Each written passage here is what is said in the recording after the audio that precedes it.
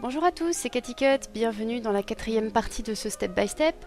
Alors dans cette partie nous allons voir comment assembler la doublure à l'indienne, donc à votre tissu extérieur, et comment fermer votre robe. Donc on passe à l'assemblage de la doublure au joli tissu. Alors déjà je prends ma doublure et je vais la mettre envers contre envers avec le tissu, pour que les deux côtés visibles soient les beaux côtés en fait, hein. Donc sans les marges de couture. Voilà, donc j'essaye de les superposer à peu près.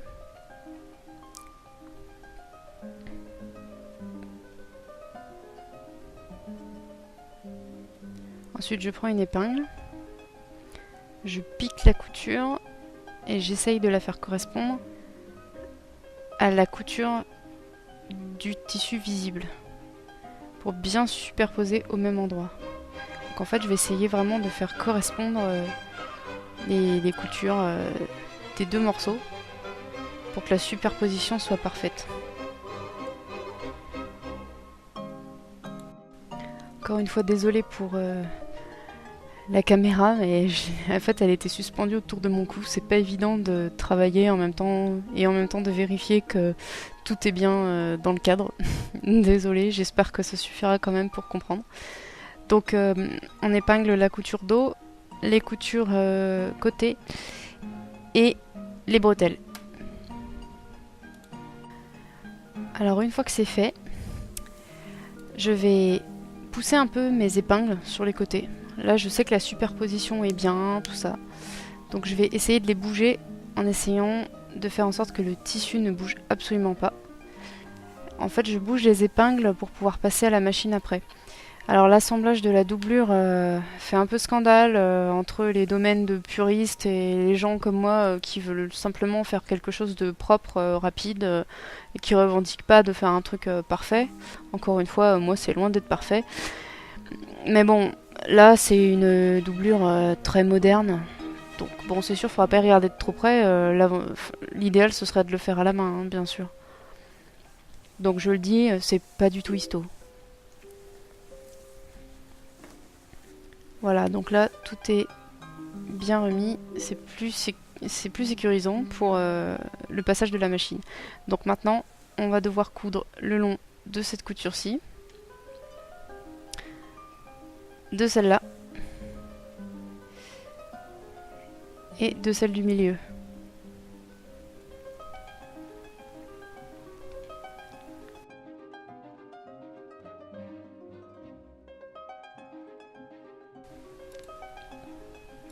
Alors là, on va commencer à rendre le corsage un peu plus joli qu'il n'est. Donc toute cette partie-là, donc qui est en plus, je vais la cranter et faire un petit tourlet avec. Pareil pour le col. Le fait que ça tourne, ça nous oblige à cranter. Donc on va voir tout de suite de quoi il s'agit.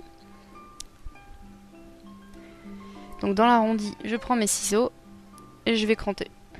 Donc vous pouvez faire un petit triangle comme je vais faire là pour vous montrer.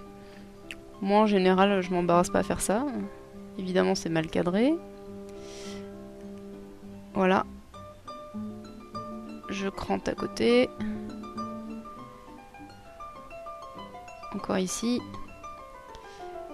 Et après, ça va me permettre de faire un ourlet beaucoup plus facilement. Hop. Je prends une épingle.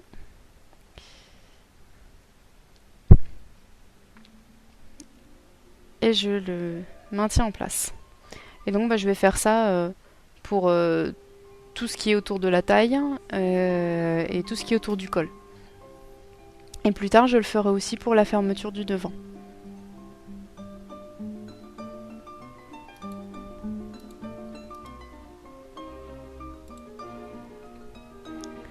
Donc une fois que j'ai à peu près tout épinglé, je vais aller chercher mon fil blanc et je vais le doubler pour qu'il soit plus solide.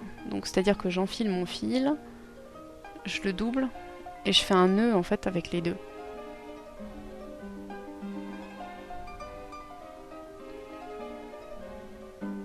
Voilà mon petit nœud.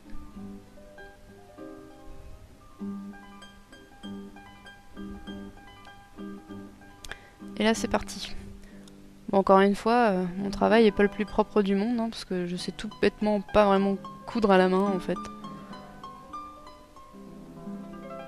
Je fais des points assez gros, l'essentiel c'est que ça tienne et que ce soit solide, après bon. Donc voilà ce que vous obtenez, donc vous le faites bien tout autour de la taille, autour du col et sur la fermeture du devant. Donc en faisant bien attention que ça ferme au bon endroit, hein. Vous êtes censé avoir fait des essayages et voir à peu près où est-ce que vous devez replier le tissu pour que ça ferme bien bord à bord. Alors on va passer à la fermeture. Donc pour fermer une robe, il y a plusieurs façons. Alors soit vous l'épinglez directement, ce qui était courant au XVIIIe siècle, donc dans ce cas-là vous mettez absolument rien et donc vous mettrez des épingles. Soit vous mettez des bandes d'agrafes comme moi. Donc vous prenez votre bande d'agrafes et donc vous regardez à peu près de combien vous avez besoin. Vous coupez et vous cousez.